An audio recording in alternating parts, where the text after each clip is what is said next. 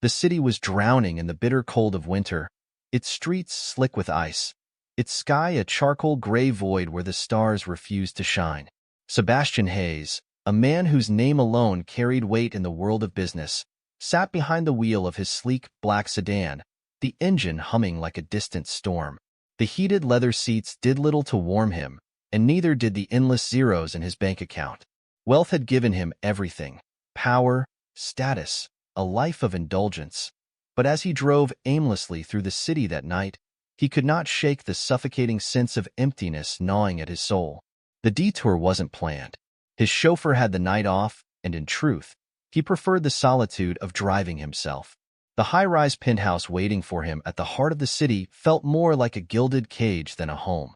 And so, with no destination in mind, he turned off the main road and into an unfamiliar part of town, where streetlights flickered and the air smelled of desperation.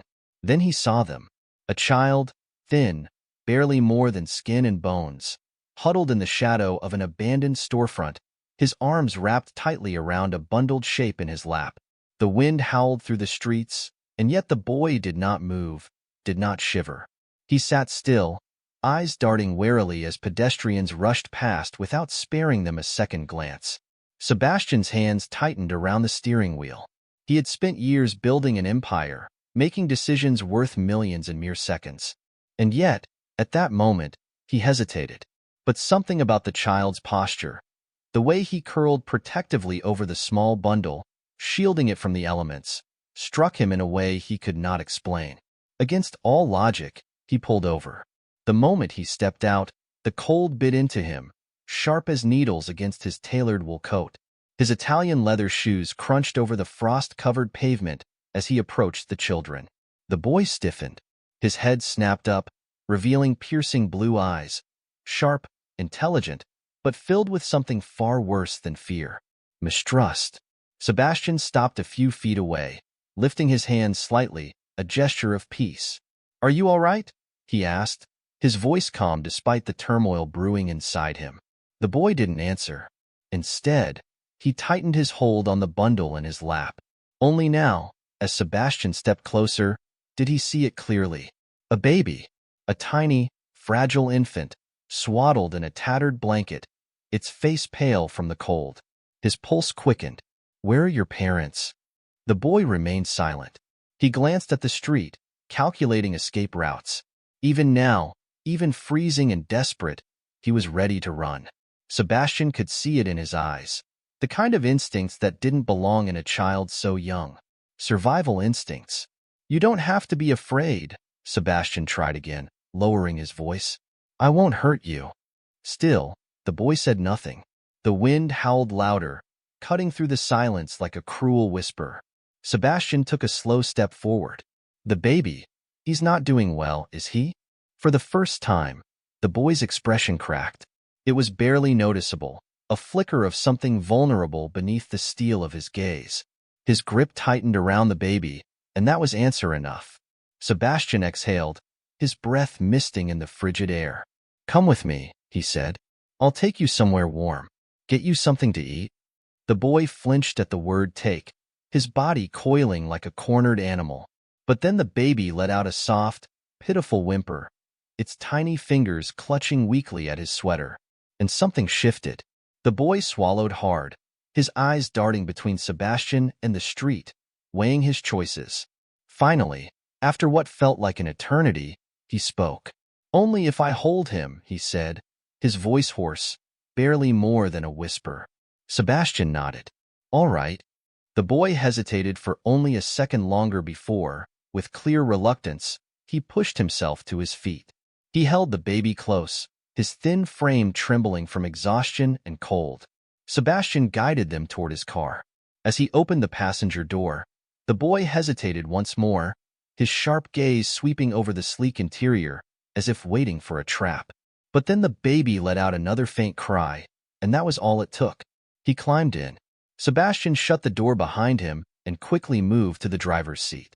The car's warmth enveloped them, but the boy remained tense, his arms locked protectively around the infant. Sebastian glanced at him through the rearview mirror. "What's your name?" The boy didn't answer. Sebastian sighed. but didn't push. Instead, he started the engine and pulled away from the curb. As they drove through the city, the boy sat rigid, watching every turn, every street sign. Sebastian could feel his gaze on him, heavy with unspoken suspicion. He had no idea who these children were, what circumstances had led them to the streets, or why every instinct in his body screamed that there was more to their story than mere misfortune. But one thing was certain. He had just made a decision that would change all of their lives forever. And somewhere, in the depths of the night, unseen eyes were already watching. The drive back to Sebastian Hayes' estate was silent, save for the quiet hum of the engine and the shallow breathing of the baby nestled in the boy's arms. Though the car was warm, the tension inside was ice-cold. Sebastian stole a glance at the boy through the rearview mirror. He sat rigid, his arms locked protectively around the infant, his wary eyes flicking between the passing street signs, as if memorizing every turn in case he needed to escape. Who was this child? Sebastian had met all kinds of people in his life. Business moguls, power-hungry elites, and men willing to betray everything for wealth. But this boy, he wasn't like any of them. He was young, painfully thin. Yet there was a fire in his gaze, a fierce resilience that made him seem much older than he was. And the way he held the baby, it wasn't just protectiveness, it was devotion. Sebastian cleared his throat, keeping his tone casual. "How old is the baby?" The boy hesitated, his fingers tightening around the thin fabric wrapped around the child. 6 months, he muttered, barely audible. Sebastian nodded, though questions burned in his mind. Where were their parents? How long had they been on the streets? He knew pushing too hard would only make the boy retreat further. Instead, he let the silence settle between them as he guided the car through the private gates of his estate. The mansion loomed ahead, its grand architecture bathed in the soft glow of security lights. For most, this was a symbol of power, of status. But to the boy in the back seat, it might as well have been a fortress designed to keep him locked away. Sebastian pulled into the driveway and shut off the engine. He turned to face the boy, keeping his voice calm. "You don't have to be afraid. You're safe here." The boy said nothing. He merely glanced at the door handle, weighing his options. Before he could make a decision, the front doors of the mansion swung open, revealing Mrs. Margaret, Sebastian's longtime housekeeper. She was in her 60s, a woman with sharp eyes and a heart even sharper. Though she had spent years running his household with efficiency, she had always been more of a mother to him than a mere employee. And right now, she was staring at the boy and baby in confusion. "Sebastian," she said, her British accent crisp with concern. "What on earth?" Sebastian cut her off gently. "We need some blankets. And food." Mrs. Margaret blinked, her gaze shifting between the shivering child and Sebastian. But she knew better than to question him in front of strangers. With a firm nod, she disappeared inside. Sebastian turned back to the boy. "Come on, let's get you both warm." The boy hesitated, his grip tightening around the baby. But then, as if making some silent decision, he stepped out of the car. Sebastian led them inside, where the warmth of the house wrapped around them like a heavy embrace. The marble floors gleamed under the soft chandelier light, and a fireplace crackled in the distant lounge. It was a home fit for royalty, luxurious, pristine. But to the boy, it must have felt like enemy territory. He didn't let his guard down for even a second. Mrs. Margaret reappeared with a thick woolen blanket and a cup of steaming hot chocolate. She handed the blanket to the boy, who hesitated before draping it carefully around the baby. Not himself, just the baby. Sebastian watched, his chest tightening. This child wasn't just taking care of his little brother. He was putting him first, even at the cost of his own comfort. "You can sit down," Sebastian offered, motioning toward the plush couch. The boy didn't move. Sebastian exhaled slowly, realizing he had to take a different approach. "All right," he said, stepping back slightly, giving the boy space. "No one is going to hurt you here. You don't have to talk, and I won't ask any more questions tonight. Just eat something, get warm. That's all." The boy studied him for a long moment, as if trying to detect a lie. Finally, he shuffled forward, settling onto the couch but keeping the baby cradled tightly against him. Mrs. Margaret placed a tray of warm soup, bread, and hot chocolate on the table, but the boy made no move to touch it. "Is it poisoned?" he asked, his voice barely above a whisper. Sebastian's stomach twisted. What kind of life had this child lived to ask something like that? "No," he said gently. To prove his point, he picked up the spoon, took a small sip of the soup, and set it back down. "See?" The boy hesitated for another long moment before, finally, he reached for the bread. He tore a small piece and placed it against the baby's lips first, letting him suck on it before taking a bite for himself.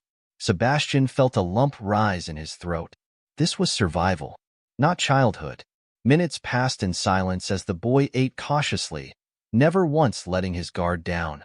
The baby, barely awake, made soft, sleepy noises, and for the first time that night, Sebastian saw the faintest glimmer of relief in the boy's expression. It didn't last long. A knock at the front door shattered the fragile peace. Sebastian stiffened.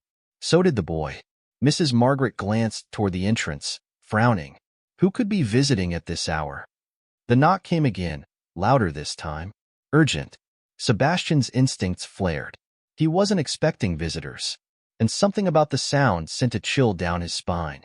He rose to his feet and strode toward the door, his mind already racing through possibilities. The police? Reporters?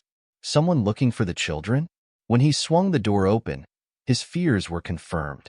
Standing on the doorstep were two uniformed officers, their expressions unreadable. The taller of the two, a woman with keen, calculating eyes, held up a badge. "Mr. Hayes," she said, "I'm Detective Sandra Brooks. We need to ask you some questions about two children spotted entering your home tonight." Sebastian felt the boy's presence behind him, barely a whisper of movement. He didn't have to turn around to know. He could feel it. The child was terrified, and for the first time in his life, Sebastian knew that money, power, and influence meant nothing compared to what he had just gotten himself into. This wasn't just about kindness anymore. It was about protecting them, and he had no idea what storm was about to come. Sebastian Hayes stood in the grand doorway of his mansion, his face calm, unreadable. But beneath that polished exterior, his mind raced. The sudden arrival of the police was no coincidence. Someone had seen him bring the children home, and whoever it was didn't waste time reporting it. Detective Sandra Brooks stood firmly on his doorstep, her sharp, assessing gaze sweeping past him and into the warmth of the mansion's interior. Her partner, a younger officer with a serious expression, stood slightly behind her, scanning the property with trained eyes. Sebastian leaned against the doorframe, projecting the cool confidence he had spent years perfecting in boardrooms. "I wasn't expecting visitors tonight," he said, his tone smooth. "What can I do for you, Detective?" Brooks held up a leather-bound notebook. "We received an anonymous call about two children being brought here, a young boy and a baby." The caller was concerned. Her voice was neutral, but Sebastian caught the weight beneath her words. Is there any truth to that? Behind him, the house was too quiet. He could feel the boy's presence, even though he couldn't see him. Hiding, watching, afraid. Sebastian could have denied everything. A simple lie, and the police would leave. But one look at Brooks told him she wasn't the type to accept surface answers. And more importantly, he wasn't going to abandon those children to whatever nightmare they had escaped. "They're here," he admitted, stepping aside. "But they're safe. I found them on the street. They had nowhere else to go."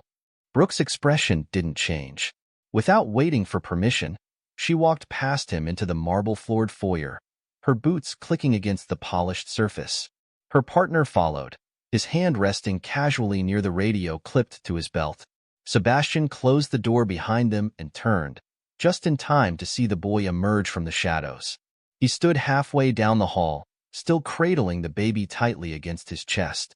His body was rigid, his face a careful mask, but the fear was there, lurking beneath his tough exterior. The baby whimpered softly, as if sensing the tension thickening in the air. Sandra Brooks' eyes softened slightly as she took in the sight of them. "What are their names?" Sebastian hesitated. The truth was, he didn't know. The boy had barely spoken since he'd brought them inside. But before he could answer, the boy lifted his chin and said, "I'm Leo." His voice was quiet but firm. "And this is Elliot." The sound of his name, spoken aloud for the first time, hung heavy in the air. Brooks nodded as she scribbled it down. Leo, how old are you? The boy didn't answer right away. His grip on the baby tightened. 9, he finally said. Sebastian felt something twist inside him. 9 years old, and already burdened with responsibility no child should carry. And Elliot is 6 months? Brooks asked, her tone gentler. A curt nod from Leo. Where are your parents? The air shifted. Leo's expression darkened. For a moment, Sebastian thought he wouldn't answer. But when he did, his voice was like a shard of ice. They're gone. Sebastian felt that single word like a punch to the gut. Gone. The way Leo said it, without tears, without hope, spoke volumes. Brooke's expression softened, but her professionalism remained intact. How long have you been taking care of your brother? Leo shifted uncomfortably, glancing at Sebastian as if trying to decide whether to speak. The unspoken trust hanging between them was fragile, but real. Finally, he murmured, a while. That answer wasn't enough for the police. Not by a long shot. Mr. Hayes, Brooke said, turning her attention back to him. It's unusual for a man of your status to take in 2 unknown children. Why didn't you contact social services? Because something was wrong. Because the idea of handing them over to a broken system made his stomach turn. But he couldn't say that, not yet. I wanted to make sure they were safe first, Sebastian answered smoothly. They were freezing when I found them. Starving. Would you have left them there? Brooks tilted her head slightly, studying him. No, she admitted. But you understand. We have procedures. There are laws meant to protect vulnerable children. Sebastian gave a cool smile. I'm well aware of the law, detective. But I also know that sometimes the system fails the people who need it most. For the first time, something flickered across Brooke's face. Not suspicion, understanding. She sighed and closed her notebook. For now, we'll need to file a temporary welfare report. The department will assign a caseworker to evaluate the children's situation. Sebastian's jaw tightened. And if they decide I'm not suitable? Then the children will be placed in emergency foster care, Brooks said bluntly. But, she added, softening her tone, you're not under investigation, yet. You did the right thing by getting them out of the cold. But this is far from over. Behind them, Leo stirred. We don't want to go anywhere else, he said suddenly. His voice trembled, but there was steel beneath it. I'll take care of Elliot. I don't need anyone else. Sebastian's chest tightened. What had life done to this boy to make him believe he couldn't trust anyone but himself? Brooks knelt slightly to meet Leo's gaze. You're brave, she said quietly, but you shouldn't have to do this alone. Leo's lips thinned, but he said nothing. Brooks stood and turned back to Sebastian. We'll be in touch. But I'll tell you this, she hesitated before adding. If someone's looking for these kids, you'll want to know before they find you first. Sebastian felt the weight of her words settle like a lead ball in his gut. Is there a reason you think they're in danger? For a heartbeat, Brooks didn't answer. But then she leaned in, her voice just above a whisper. Anonymous reports don't usually come in that fast, unless someone's watching closely. And just like that, the calm shattered. Sebastian's blood turned cold. Whoever these children were, whatever they were running from, it wasn't over. Not by a long shot. As the front door closed behind the officers, Sebastian turned back to find Leo still standing there, his small frame tense and tired. You're not leaving, Sebastian promised softly. Not if I have anything to say about it. And from the shadows of the city, someone was already watching and waiting to take them back. The mansion was grand and warm, unlike anything Leo had ever seen. Chandeliers cast golden light across the ceilings, and thick carpets softened every step. Yet despite the comfort surrounding him, he couldn't shake the unease that settled deep in his bones. He sat stiffly on the couch, his arms wrapped protectively around Elliot, his wary eyes darting across the unfamiliar room. This place was too big, too clean, too far from the cold streets he had known all his life. The man who brought them here, Sebastian Hayes, sat across from him, calm and patient, as if he understood that trust wasn't something easily given. Leo didn't trust men in suits. especially not ones who offered kindness without asking for anything in return. Mrs. Harriet, the housekeeper, entered with a tray of food, setting down a bowl of steaming soup and warm bread in front of him. "Eat, boy," she said, her voice gentle yet firm. "You need it." Leo's fingers tightened around Elliot. The smell made his stomach twist with hunger, but he didn't move. He had learned long ago that food was never free. There was always a price. Sebastian must have noticed his hesitation because, instead of pushing, he simply took a spoonful of his own soup and ate quietly, giving Leo space. "No rush," he said. "Eat when you're ready." Leo waited, watching, unsure. The warmth of Elliot's small body against his chest was the only thing keeping him steady. After a long moment, he reached out, took the spoon, and began to eat. The soup was rich and hot, and for the first time in days, his stomach didn't feel like a hollow pit. The next few days passed in cautious silence. Leo remained on edge, always watching, always ready to run if things went wrong. He still didn't trust Sebastian, but he observed the way the man moved, the way he spoke. Sebastian never pried, never asked too many questions, never tried to force him to talk. He simply existed, always near but never overwhelming. Mrs. Harriet hummed softly while she worked, bringing food and blankets without expecting anything in return. It was unsettling, this quiet kindness. Leo didn't know what to do with it. Elliot, on the other hand, was thriving. With proper food and warmth, the baby's tiny body no longer felt so fragile. He slept more peacefully, his soft baby laughter echoing through the halls as Mrs. Harriet fussed over him. Watching his brother safe and content should have eased Leo's anxiety, but the more comfortable they became, the more his fear grew. Things like this never lasted. One evening, Sebastian found Leo standing by the window, gently rocking Elliot in his arms. The boy was staring out into the darkened streets, his grip on his little brother tight, as if afraid he would disappear. "You're good with him," Sebastian said, his voice quiet. Leo flinched slightly but didn't turn around. "He's my brother," he said, his voice rough from disuse. Sebastian nodded, stepping closer but keeping a respectful distance. "That much is obvious." He hesitated, then added, "You take care of him like a parent would." Leo's jaw clenched. "Someone has to." There was silence. Then, finally, Leo shifted his gaze toward Sebastian, suspicion still in his dark eyes. "Why are you helping us?" Sebastian met his gaze without hesitation. "Because I know what it's like to have no one." Leo studied him for a long moment, searching for a lie, for some hidden motive. But Sebastian's expression remained steady, his words calm and honest. Leo wanted to believe him. He really did.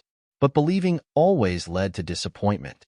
That night, long after the house had gone quiet, Leo remained awake, sitting on the bed with Elliot curled beside him. His fingers traced the baby's tiny hand as memories clawed at the edges of his mind. The cold alleys, the hunger, the threats whispered by the man they called Grandpa. He had spent his whole life learning to survive, learning that no one stayed, that no one helped without expecting something in return. Sebastian didn't understand. No one could. This place, this safety, this warmth, it wasn't permanent. One day soon, something would go wrong. Someone would come looking for them. And when that happened, Leo knew what he had to do. Leo barely slept. Every creak of the mansion, every distant footstep, every rustling of the wind outside put him on high alert. He had learned long ago that peace was an illusion, one that shattered the moment you let your guard down. So he stayed awake, listening, waiting. Elliot stirred beside him, his tiny face peaceful in sleep. Leo adjusted the blanket over him, watching the slow rise and fall of his brother's chest. As long as Elliot was safe, nothing else mattered. The next morning, as sunlight streamed through the large windows, Sebastian entered the room. He had a calmness about him that unsettled Leo. No one should be that patient. Not with a kid who barely spoke, who refused to trust, who flinched at the sound of a door closing too quickly.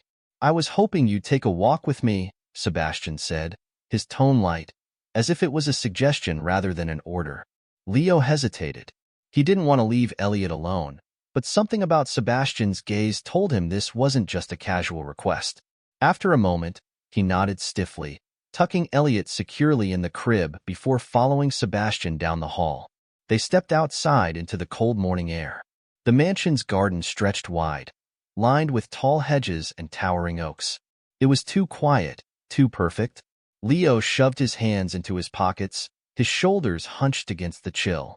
Sebastian walked beside him in silence for a while before finally speaking. "I've asked a private investigator to look into missing child cases." Leo's body tensed. His feet stopped moving. "Why?" Sebastian turned to face him. "Because I want to know where you came from, Leo." Leo's stomach twisted. Panic clawed at his ribs. He should have known this was coming. No one helped without wanting something in return. He had spent his entire life making sure he and Elliot stayed unnoticed. And now, this man was digging into the very past Leo had spent years running from. He took a step back, his eyes darting around, already calculating an escape route. Sebastian raised a hand, sensing his fear. "I'm not trying to send you away," he said. "I just need to know the truth. Someone out there is looking for you. And I need to know if they're the kind of people you should be running from or the kind that can help." Leo's breath came fast and shallow. "The people looking for him were the kind you ran from." His voice was hoarse when he finally spoke. "We don't have parents." Sebastian's expression remained unreadable, but there was something in his eyes, something understanding. "But you had someone, didn't you?" Leo swallowed hard. Yes. He didn't want to say it. Didn't want to bring that name into this house, into this fragile world that wasn't meant to last. But the word left his lips before he could stop it. "Grandpa." Sebastian's jaw tightened. "And where is he now?" Leo's hands clenched into fists. Every muscle in his body screamed at him not to answer. But something in Sebastian's unwavering gaze, something steady, something safe, made the words slip out. "He's looking for us." A heavy silence settled between them. Sebastian exhaled slowly, his expression darkening. "Then I need to know who he really is." Leo shook his head sharply. "No, you don't understand." His voice cracked slightly, fear creeping in despite his best efforts. "If you dig too deep, he'll know. He'll come. And you don't want that." Sebastian didn't speak for a long time. Then, finally, he nodded. But there was something different in his eyes now. Something cold, determined. "I'll keep you safe, Leo," he said. "Both of you." Leo wanted to believe him, but deep down, he knew better. No one could stop what was coming. And by the time they realized it, it would already be too late. The tension in the mansion thickened like a storm brewing on the horizon. Leo felt it in the way Sebastian's security guards subtly shifted their patrols, in the way Mrs. Carter, the housekeeper who had been nothing but kind, now seemed cautious, watching him and Elliot with wary eyes. Something was wrong. Something was coming. Sebastian had told him not to worry. He had promised to keep them safe. But Leo had learned long ago that promises meant nothing in the face of real danger. And danger was exactly what found them that night. It started with a noise, just a whisper of movement outside the window of the room he shared with Elliot. Leo's eyes snapped open in the dark, his instinct screaming.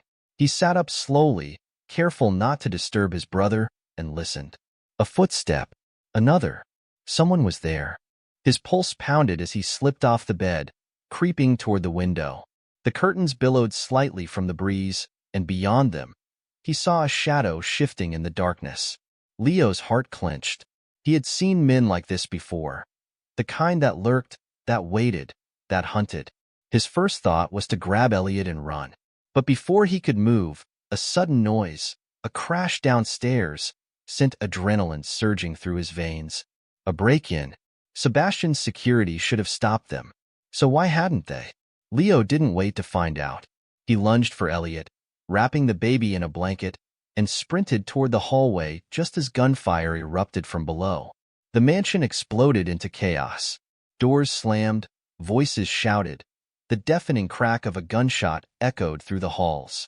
Leo's breath came in ragged gasps as he pressed himself into the shadows, his mind racing. This wasn't random. They were here for him. He had to find Sebastian.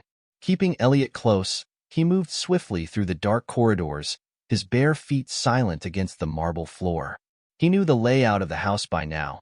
He had memorized every escape route, every blind spot, every place he could hide if things went bad. But just as he reached the grand staircase, he stopped cold. Mrs. Carter stood there, her back stiff, her expression tight. And beside her, holding a gun, was a man Leo recognized instantly. Blackwood, his grandfather's right-hand man. Leo's blood ran ice cold. Mrs. Carter turned to look at him, guilt flashing across her face. "Leo," she whispered, "I'm so sorry." Betrayal sliced through him like a knife. She had been part of it. She had been working for them this whole time. Blackwood smiled, a slow, cruel twist of his lips. "We've been looking for you, boy." Leo's grip tightened on Elliot.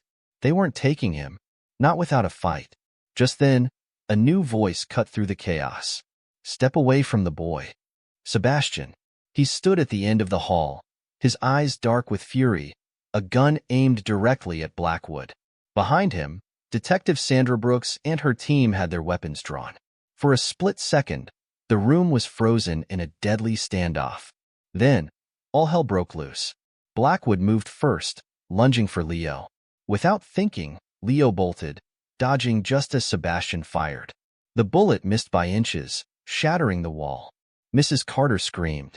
Security guards poured into the hallway, colliding with Blackwood's men in a brutal fight. Leo ran. He didn't stop to look back. He didn't wait for help. He just ran. He had to get Elliot out. But before he could reach the exit, a cold hand wrapped around his wrist, yanking him back. A voice, low, familiar, terrifying, whispered against his ear. "You can't run from family, Leo." Leo's stomach dropped. Grandpa was here. Leo's breath caught in his throat. That voice, it was the one that haunted his nightmares, the one that sent ice through his veins even before he understood the full weight of fear. Vincent Blackwood, his grandfather. The grip on his wrist tightened, rough and possessive, like chains snapping shut. Leo instinctively clutched Elliot closer, his heart slamming against his ribs. He had to get away. But Vincent wasn't just some nameless threat. He was the monster in the stories, the one who never stopped chasing. "Look how you've grown," Vincent murmured, his voice smooth but laced with something sinister, "and still so disobedient." Leo wrenched his arm away, stumbling back. His pulse pounded in his ears as he met the old man's gaze. Vincent Blackwood stood before him in an expensive black suit, his silver hair neatly combed, his presence commanding the space like a king surveying his kingdom. But there was nothing regal about him. His eyes were cold, calculating, and they were locked on Leo. "Give me the baby," Vincent said calmly, as if he were asking for a trivial favor. "He doesn't belong with you." A surge of rage and terror twisted inside Leo. His arms tightened protectively around Elliot. "Never.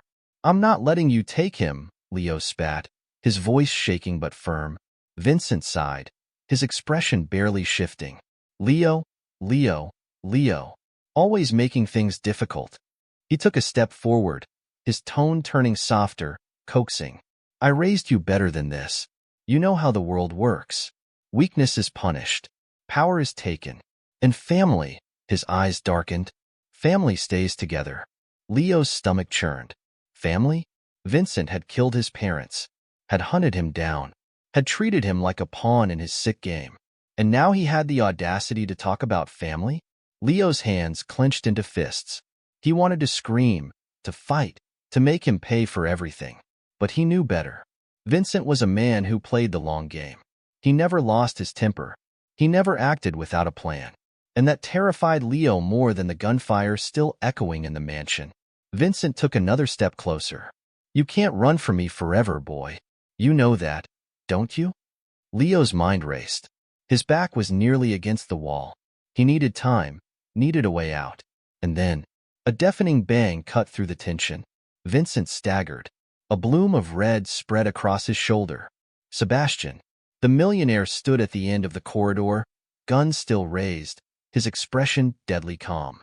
"Step away from the boy," Sebastian ordered, his voice sharp as a blade. Vincent chuckled. Even as blood seeped into his suit, he didn't flinch. He simply turned his head to face Sebastian, amusement glinting in his cold eyes. Well, Vincent mused. So this is the great Sebastian Pierce. I must say, you're just as irritating as your reputation suggests. Sebastian didn't move. The next bullet won't miss your head. Vincent's smirk remained. But Leo saw something flicker beneath it. Calculation. He wasn't in control anymore. Sebastian took a step forward, his gun unwavering. This ends now. You're not taking the boys. You're not leaving this house. For the first time, Vincent's eyes shifted to Leo, really looking at him. And Leo saw it. This wasn't over. Vincent Blackwood didn't believe in losing. His lips curled in the faintest smile. Then, before Sebastian could fire again, a smoke grenade exploded in the hallway. Thick, blinding white smoke swallowed everything. Leo coughed violently, clutching Elliot tighter as chaos erupted. Footsteps pounded. Shouts rang out. And when the smoke cleared, Vincent was gone. But his words lingered. You can't run from family, Leo. The air in the mansion was thick with tension. The lingering smoke from Vincent Blackwood's escape clung to the walls, a haunting reminder that the battle was far from over. Sebastian gritted his teeth, scanning the area for any sign of movement. His heart pounded, not from fear, but from the sheer rage coursing through his veins. Leo stood frozen, his arms locked around Elliot, his breaths uneven. The weight of everything was crushing him. The past he had tried to escape, the nightmare that refused to end. He had known, deep down, that Vincent wouldn't give up so easily. But he hadn't expected him to come so soon, so prepared. We need to move, Sebastian said sharply, holstering his gun. His mind was already working at full speed. Vincent had infiltrated his home. That meant one thing. He had people on the inside. Sebastian turned to Sandra, who had just arrived, her gun drawn. Her sharp gaze flickered from Leo to the smoke-filled hallway, piecing the situation together in seconds. He's gone, she muttered, holstering her weapon, but he won't stay hidden for long. Blackwood doesn't run unless he has a plan. Sebastian's jaw tightened. Exactly. Leo swallowed hard. What do we do now? His voice was barely above a whisper, but the determination in his eyes was unmistakable. He wasn't just asking for himself. He was asking for Elliot. Sebastian placed a hand on the boy's shoulder, grounding him. We finish this. Before another word could be said, the security alarm blared through the mansion. The deep, jarring sound echoed through the halls. Sandra reacted first, pulling out her radio. Talk to me. What's happening? A frantic voice crackled through. Multiple unidentified vehicles approaching the property. Armed men. We're under attack. Sebastian exhaled sharply, his hands balling into fists. Vincent wasn't waiting for another chance. He was taking the fight to them. Get to the underground passage, he instructed, already pulling Leo toward a hidden door behind the bookshelf in the library. He had planned for something like this years ago, never expecting he'd actually need it. Sandra was already giving orders into her radio. All units, prepare for engagement. Hold the perimeter as long as you can. Keep them away from the main house. The first explosion rocked the mansion. Leo yelped, stumbling as the walls trembled.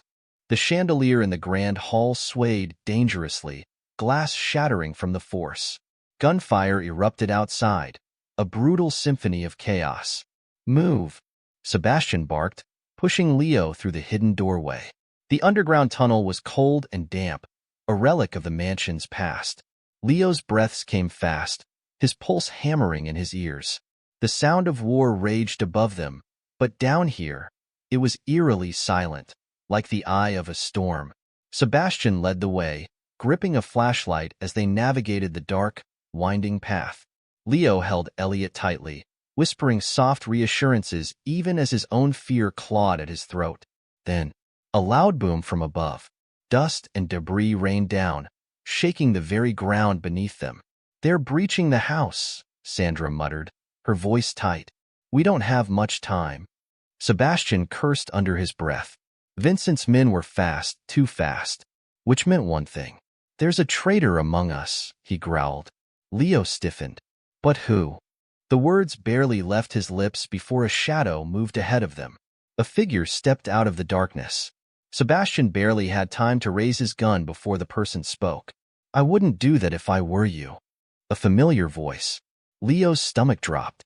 Mrs. Margaret, the housekeeper, someone Leo had begun to trust, stood before them, her expression eerily calm, her hands clasped in front of her as if she weren't standing in the middle of a war zone. Sebastian didn't lower his gun. "So it was you," Margaret sighed, shaking her head. Sebastian, always so quick to judge." Leo's throat tightened. "Why are you doing this?"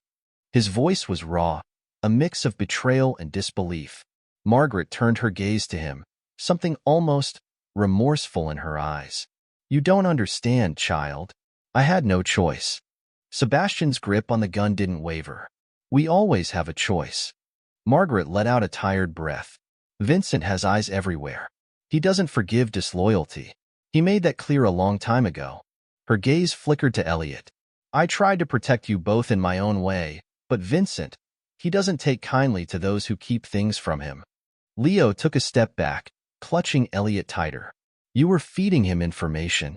Margaret didn't deny it. Sebastian clenched his jaw. "Where is he now?" A pause. Then, a sinister smile curled at Margaret's lips. "Right behind you." A cold voice echoed through the tunnel. The hairs on the back of Leo's neck stood up. "No." Before anyone could react, a gunshot rang out. Pain exploded in Sebastian's shoulder as he was thrown back against the tunnel wall. Leo's scream was drowned out by the deafening sound of footsteps rushing toward them. Vincent Blackwood emerged from the shadows, his gun still smoking. His expression was unreadable, but his eyes gleamed with dark satisfaction. Sebastian gritted his teeth, pressing a hand to his bleeding shoulder. But even wounded, his glare burned with unyielding defiance. Vincent tilted his head. "You always were a stubborn one, Sebastian." Leo's heart pounded as Vincent took a slow step forward. "I told you," Vincent murmured, his voice almost gentle. "You can't run from family." The air in the tunnel turned ice-cold as Vincent Blackwood stepped forward, his gun still raised, his lips curling into a slow, menacing smirk. The flickering flashlight barely illuminated his features, but the malice in his eyes was unmistakable. Leo's breath hitched. He held Elliot even tighter against his chest, his heart hammering so hard it felt like it would break through his ribs. This was the man who had haunted his nightmares, the shadow that had loomed over his life for as long as he could remember. And now, he was standing face to face with him, cornered, with no clear way out. Sebastian gritted his teeth, blood seeping through his fingers as he pressed a hand to his wounded shoulder. He fought to stay steady, his gaze locked onto Vincent with unrelenting defiance. "You never did have the spine to face me directly," he spat. "Had to send your dogs first, didn't you?" Vincent chuckled, the sound smooth and unbothered. "And yet, here we are. Just you, me and the boys." His gaze flickered to Leo and Elliot, and his smirk widened. "You've grown, Leo. I almost didn't recognize you. You were just a scared little rat the last time I saw you." Leo felt his stomach churn, while rising in his throat. He wasn't that boy anymore. He wouldn't be that boy anymore. "You don't get to talk to me," he snapped. Vincent arched a brow, clearly amused. "Oh? And why is that? Because you think you're safe with him?" He gestured toward Sebastian, his expression darkening. "You think this man, this so-called guardian, is your salvation? Don't be naive, boy. He's only keeping you because he sees you as something to be rescued, something to satisfy his own self-righteous guilt. But me?" Vincent spread his arms. "I'm your blood.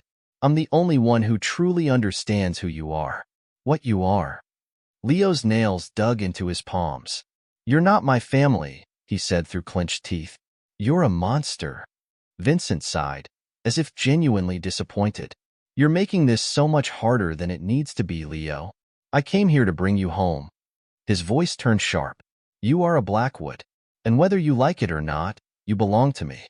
Leo's grip on Elliot tightened. "I belong to no one." The air grew heavier, the silence stretching unbearably. Then, Margaret suddenly moved. She stepped closer to Vincent, her face unreadable.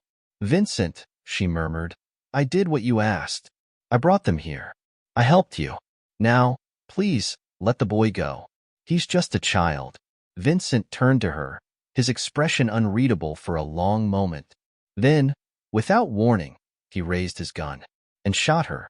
Margaret gasped, stumbling back, her eyes wide with shock as blood bloomed across her chest. Leo's scream caught in his throat. Sebastian lunged, but Vincent was faster. He kicked Sebastian's injured shoulder, sending him crashing back against the tunnel wall with a pained grunt. Margaret's legs gave out beneath her, and she crumpled to the cold ground. Her breath came in short, choked gasps. I was only trying." Her voice was barely a whisper. Vincent sighed, shaking his head. "You outlived your usefulness, Margaret. Nothing personal." Sebastian, struggling to get up, clenched his jaw. "You heartless son of a—" A sharp click cut him off. Vincent aimed his gun directly at Leo. Leo's entire body went rigid. He felt the cold grip of terror wrap around his chest, but he forced himself to stand his ground, shielding Elliot with his body. "Enough games," Vincent said, his voice eerily calm. "Give me the child. Now." Leo shook his head. "Never." Vincent sighed. "Leo, do you really think you have a choice?" The safety clicked off. Everything slowed. Leo's heartbeat roared in his ears. He could see the faintest pressure of Vincent's finger on the trigger, the promise of death in his gaze. Then, a gunshot rang out. But it wasn't from Vincent's gun. Vincent staggered. His eyes widened in shock as a red stain spread across his suit. Behind him, Margaret was still alive. With the last of her strength, she had pulled out a small pistol hidden beneath her apron and fired. Vincent's mouth opened, but no words came out. He stumbled, dropping his gun. His hands clutched at his chest as his knees buckled. Sebastian didn't waste a second. He surged forward, ignoring the pain in his shoulder, and tackled Vincent to the ground, pinning him down. Sandra's voice crackled through the radio. "Reinforcements are here. We're breaching now." Within moments, footsteps pounded down the tunnel. Police officers flooded in, weapons drawn, securing the area. Vincent Blackwood, once the most feared man in the city, lay on the cold stone floor, gasping for breath, defeated. Sebastian didn't move off of him. "It's over," he said, his voice like steel. Vincent let out a weak, bitter laugh. Blood trickled from his lips as he stared up at the ceiling. "It's never over." His head lolled to the side. And then, he went still. The silence that followed was deafening. Leo didn't move for a long moment. His entire body trembled. Then, he looked down at Elliot, still safely in his arms. The baby's tiny fingers curled around the fabric of his shirt, his small chest rising and falling steadily. Leo let out a shaky breath. It was finally over. Sandra knelt beside Margaret, pressing a hand against her wound. "Stay with me," she urged. Margaret's lips trembled, her gaze flickering to Leo. I tried to protect you," she whispered. Leo swallowed hard. Despite everything, despite her betrayal, she had saved him. Sebastian looked at Sandra. "Get her to a hospital. Now." Sandra nodded, signaling the medics.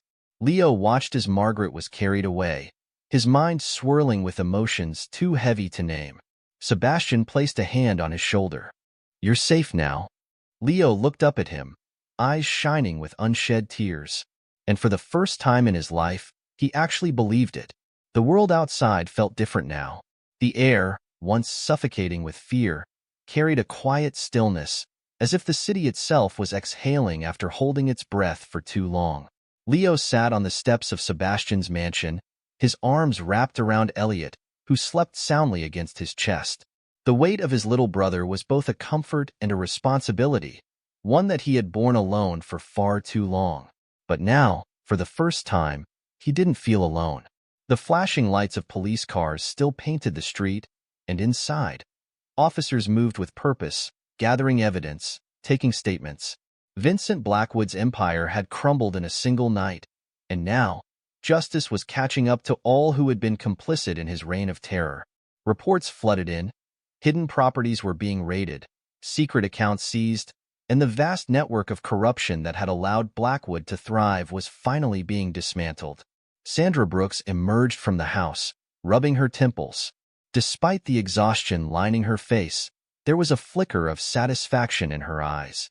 She spotted Leo and approached, crouching down so they were at eye level. "You did good, kid," she said softly. "Really good." Leo looked at her, uncertainty flickering in his gaze. "He's really gone?" Sandra nodded. "He's dead. And the ones who helped him? They'll spend the rest of their lives behind bars." She hesitated. "I know that doesn't erase what he did to you, but it means he won't hurt anyone else ever again." Leo swallowed hard. He wanted to believe that, but the scars Blackwood had left, both on his body and in his mind, weren't so easily erased. Sandra seemed to sense his thoughts. "We found documents in Blackwood's estate," she continued. "Proof that your parents tried to escape with you and Elliot. He had them killed because they refused to let him mold you into his successor." Leo's breath hitched. He had suspected it, but hearing it out loud, it made his stomach turn. "I'm sorry," Sandra said, her voice softer now. "Your parents died fighting for you. They would have wanted you to be free of him." Leo blinked back the burning in his eyes. He had spent so long wondering, so long living in the shadows of fear. But now, he knew the truth, and with it came a strange kind of relief. Sebastian stepped onto the porch, his shoulder wrapped in fresh bandages. He looked tired, but when he saw Leo, something warm flickered in his gaze. "The adoption process is already in motion," he said, kneeling beside them. "You and Elliot, if you want, you'll never have to be alone again." Leo's lips parted in shock. He hadn't dared to hope for this. "Not really. You don't have to decide right away," Sebastian added quickly. "But if you want a home, if you want a family, mine is yours." Leo looked down at Elliot, his little hands curled into tiny fists. He thought about the nights they had spent cold and hungry, the endless days of running and hiding. And then he thought about the warmth he had found in this house, in the way Sebastian had fought for them without hesitation. He looked up, meeting Sebastian's gaze. "Okay," he whispered. Then, stronger, "I want that." Sebastian smiled, his expression unreadable for a moment, something between relief and quiet pride. He placed a firm but gentle hand on Leo's shoulder. "Then you've got it, kid. You've got a home." For the first time in as long as he could remember, Leo believed it. The mansion, once a place of solitude and quiet luxury, now pulsed with life. It wasn't just the absence of fear. It was the presence of something new, something unfamiliar but deeply comforting. It was the sound of Elliot's laughter echoing through the halls, the sight of Leo slowly uncoiling from the weight of his past, the warmth that came from knowing they belonged. Sebastian had never considered himself the fatherly type. He had spent his life building wealth, making deals, and shutting out anything that might have made him vulnerable. But looking at Leo and Elliot, he knew. They had changed everything. Leo was still adjusting. Some days, he moved through the house like a guest, hesitating before sitting down, flinching at loud noises, keeping his guard up. But other days, glimpses of the boy he was meant to be shown through. He would sit with Sebastian in the evening, asking cautious questions about business or books. He would help Mrs. Hale, the head housekeeper, in the kitchen, watching carefully as she taught him how to bake. And sometimes, late at night, Sebastian would catch him in Elliot's room, watching over his little brother, as if still afraid he might disappear. Elliot, on the other hand, had no such reservations. He had quickly adapted to his new home, filling every space with the boundless energy of a toddler who had finally found safety. He followed Sebastian around the house, clinging to his leg, giggling whenever Sebastian hoisted him onto his shoulders. "You've got a shadow," Sandra teased one evening when she dropped by for dinner. Sebastian smirked as Elliot nestled against his chest, already half asleep. "I've had worse business deals," he said dryly, but there was no mistaking the affection in his voice. Sandra chuckled, but then grew serious. "He sees you as family," she said. "They both do. I hope you're ready for that." Sebastian's expression softened. He glanced at Leo, who was quietly playing with a puzzle across the room. "Yeah," he murmured. "I think I am." The days passed, and slowly, the wounds of the past began to fade. Leo started school, his sharp mind quickly impressing his teachers. At first, he was hesitant to make friends, but with time, he warmed up. He wasn't just surviving anymore. He was living. One afternoon, As Sebastian returned from a meeting, he found Leo sitting in his study, flipping through a business magazine. "Thinking of taking over my company already?" Sebastian teased, setting his briefcase down. Leo smirked but didn't look up. "I just want to understand how you do it." He paused, then admitted, "I want to be like you." Sebastian felt something tighten in his chest. He had spent his life earning admiration in boardrooms. But this meant more. "You'll be better," he said simply. "Smarter. Stronger." Leo looked up at him then, something unspoken passing between them. For the first time, he didn't just see Sebastian as the man who had saved them. He saw him as someone he could trust, someone who wouldn't let him down. That night, as Sebastian passed by Leo's room, he noticed the door slightly open. Inside, Elliot was curled up in bed, already asleep. Leo was beside him, flipping through a book, but when he saw Sebastian, he hesitated. Sebastian leaned against the doorframe. "You good?" Leo nodded, then, after a moment, said, "Good night." It was such a simple word, but Sebastian knew what it meant. It meant safety. It meant trust. It meant home. "Good night, Leo," he said, his voice steady, certain. And for the first time in a long time, the mansion didn't feel empty anymore. It felt like a home. A year had passed since that fateful winter night when Sebastian found Leo and Elliot on the streets. The mansion, once a place of quiet luxury, was now filled with warmth and laughter. The cold, empty halls were no more. Now, they echoed with the sound of Elliot's small feet running across marble floors, of Leo's quiet chuckles as he watched his little brother, of conversations shared over dinner that felt like something Sebastian had never truly known. Family. Sebastian stood by the window of his study, gazing out into the gardens where Leo and Elliot played. The sun was beginning to set, casting a golden glow over the landscape. Elliot was chasing butterflies, his giggles carrying through the air, while Leo sat beneath the large oak tree, a book in his hands. But despite his focus on the pages, his eyes occasionally drifted to his little brother, ensuring he was safe. The transformation in Leo had been remarkable. No longer the frightened, distrustful boy who had clutched Elliot like a lifeline. He had grown into someone who laughed more freely, spoke without fear, and even allowed himself to dream. He had excelled in school, his natural intelligence shining through. Though he still carried scars from the past, he no longer let them define him. A knock at the study door pulled Sebastian from his thoughts.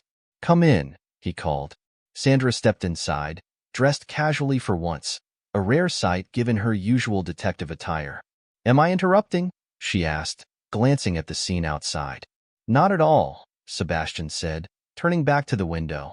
"I was just thinking, it's been a year." Sandra followed his gaze, watching the two boys. "A year, and everything's changed." Sebastian exhaled a quiet breath. "Yeah, it has." She studied him for a moment before smirking. "You know, when I first saw you with them, I wasn't sure you'd handle it. But I have to admit, you surprised me." Sebastian chuckled.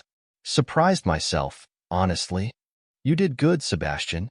For a man who had spent years hearing praise for his business achievements, those words meant more than he could have imagined. Outside, Elliot spotted them through the window and waved excitedly. "Sebastian," he called, his voice full of unrestrained joy.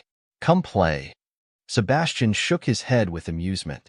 "Give me 1 minute, buddy." Leo rolled his eyes but smirked. "That's his way of saying you don't have a choice." Sebastian laughed, shaking his head before turning to Sandra. "Looks like I have a game to join." "Enjoy it," Sandra said with a smile. "You've earned this." Sebastian stepped outside into the golden light of the evening, and immediately, Elliot ran toward him, wrapping his tiny arms around his legs. "Come on, come on." Elliot insisted. Leo stood, closing his book. He hesitated for only a second before he spoke, his voice steady and clear. "Dad, let's go." Sebastian froze. It was the first time Leo had ever called him that. The words settled deep in Sebastian's chest, a warmth spreading through him unlike anything he had felt before. He looked at the boy who had once been too afraid to trust, to let himself believe in love. And now, here he was, his son. Sebastian smiled, ruffling Leo's hair as he spoke, his voice full of quiet emotion. "Let's go." As the sun dipped below the horizon, the three of them, father and sons, ran across the garden, their laughter filling the air. No past, no darkness, no fear, just love, just family. And for the first time in his life, Sebastian truly understood what it meant to be whole. Life had a strange way of leading people to where they truly belonged. For years, Sebastian Pierce had built his empire, chasing success, wealth, and recognition, never realizing that the one thing he needed most was something money could never buy. Leo and Elliot had come into his life like a storm, shaking the foundation of everything he thought he knew. At first, they were just two lost children in need of shelter. But now, they were his sons.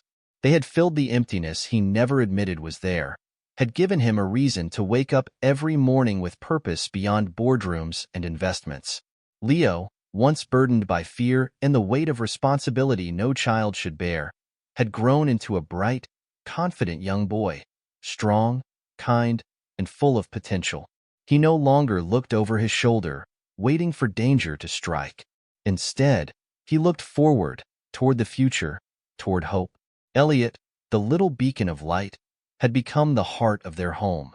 His laughter was a sound that could chase away even the darkest of memories. He had gone from a frail, malnourished infant to a thriving, joyful child who knew nothing but love and safety. As Sebastian stood in the doorway of their home, watching his sons prepare for bed, he felt something settle deep within him, a peace he had never known before. "Dad, can you read us a story?" Elliot asked, his small hands clutching a book as he climbed into bed. Sebastian smirked, taking the book from him and settling into the chair beside them.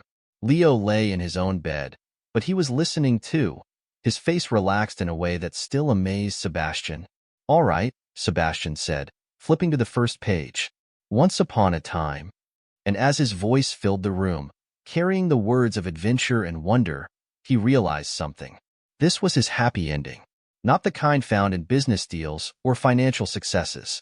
Not the kind written in history books, but the kind found in quiet moments, in whispered goodnights, in warm embraces, and in the simple, unwavering knowledge that no matter what happened, they were a family, and they always would be. Thank you for watching. Thank you so much for staying with us until the very end of this story. We hope you enjoyed this emotional and heartwarming journey of love, redemption, and the true meaning of family. If you like this story, don't forget to like the video, subscribe to the channel, and turn on the notification bell so you won't miss any of our upcoming stories. Your support means the world to us and helps us continue bringing you more amazing content. Also, let us know in the comments what you thought about the story. Which part touched you the most? We'd love to hear from you. Once again, thank you for being here. See you in the next video.